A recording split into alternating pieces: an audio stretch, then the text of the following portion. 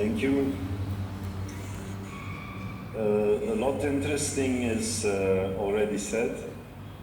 So, for me, when I think about Mahatma Gandhi, I also think about, like Victor already said, because we are in Africa here, Nelson Mandela.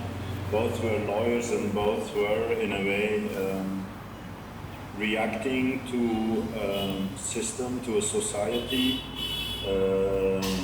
that was not good.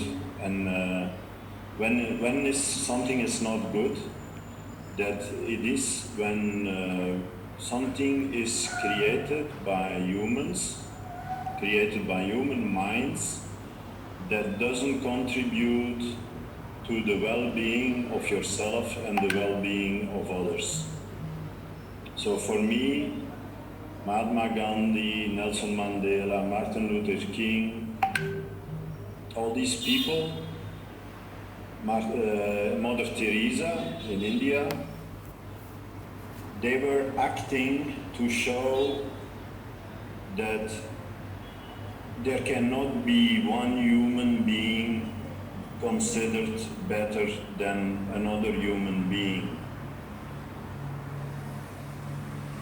The question is, how did they get there? How did they get to the decision for them to be non-violent and to come from a compassionate mind? Because in all of them, they are symbols of compassion. So that means that they go beyond the ego, beyond their own personal mind. To understand others, they see it as a human duty not to think about yourself, but to try, even when you are in conflict with others, you feel in conflict emotionally by your intelligence, you are judging others, your first duty is always to understand the other. And that is what we try as mediators. We have to take distance from our own judgments when we see both parties. Now, last week we were talking, I want to connect it to the conversation we had about Socrates, who is the father of questioning. Because when you think about trying to understand others is by questions you ask. Genuine questions, like I want to know you, I want to understand you. And that is connected to compassion. In compassion and as a mediator, you ask questions with the real intention to try to understand the other and to see where you can really help the other. You want to help the other person. And people on that level of consciousness, because people like Gandhi, people like Nelson Mandela, all these people, they are beyond intelligence. Intelligence is just a tool like any other tool we have. So this is the thing. Socrates introduced intelligence to the Western world. He is the father of Western thinking also. But now I come back to Victor, what he said. What about love? Love has nothing to do with intelligence.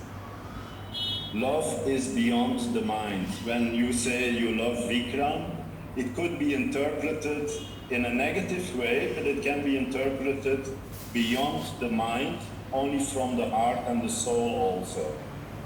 So there is Mahatma Gandhi, the great soul. The soul is eternal. Our minds, they are temporary.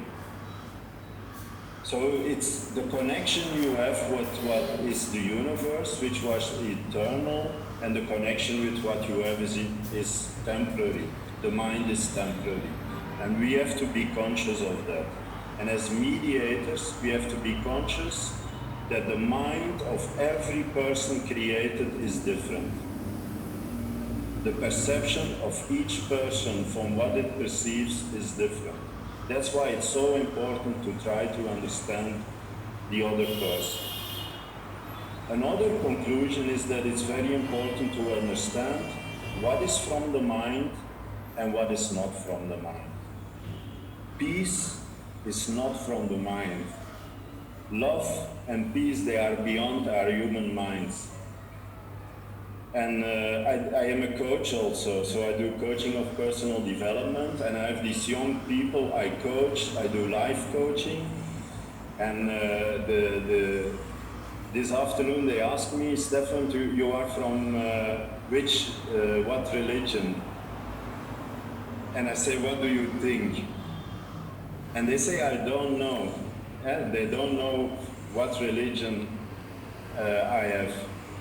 And then the second question they asked, so I didn't answer the question.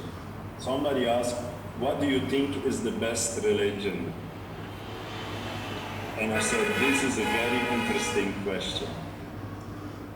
I said, what do you think if you belong to one religion and you ask yourself, what is the best religion? I say, this competition that you create is from the mind. A religion is created by the human mind. So when these young people I ask them, what do you want to become in life? What do you want to achieve in life? Because they come from poverty, they are in poverty. A lot of them say, I want to become rich. And they want to become rich, really rich by money. Okay? And I say, so you are poor. And I explain to them, to me you are rich. And they say, but we are not rich. I say, yes, but it depends how you judge what richness is. Richness is also beyond the mind. The richness in life. I say, for example, if you are going to consider richness compared to money, you have to understand that the money that exists now is created by the human mind, and that money doesn't have value by itself besides the value we as human beings give to what we created. So I say to them, which is more important to you? I ask them, a tree or money? And most will say money, not a tree. And I ask them, okay, can you create a tree? And they cannot create a tree. We cannot create a tree. Tu peux pas créer un arbre. Tree is giving us fruit, food, oxygen, but we cannot create it. Money is giving us nothing. So what does this have to do with mediation? Mediation is everything to do with it. Mediation is there to bring people back to the essence. It is the whole. When we are confronted with conflict, it is important to situate that conflict where it's coming from. Mostly, to me, it's coming from the human mind. Somebody was saying, I'm very connected to nature. Me too, I love nature. I live on a hill here, very connected to nature, amongst the poor people here in Burundi. Why do I do that? To go back to nature, to go back to the essence. Why I'm in touch with poor people by money is to understand what the problem is. And also in Burundi to understand why there is this continuous circle of violence.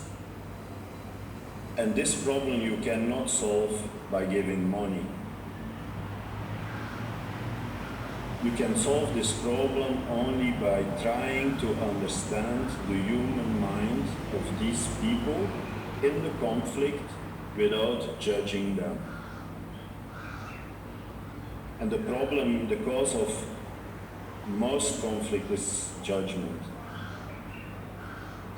So this a little bit to situate what happened to me coming from a lawyer to becoming a mediator, to try to contribute to peace. And all these people, Nelson Mandela, Mahatma Gandhi, they are examples of being beyond the mind, not to be limited by the human mind, but energized by love and compassion. On the questioning context, first of all, yeah, the Socrates and mediation was a very interesting session. Please watch.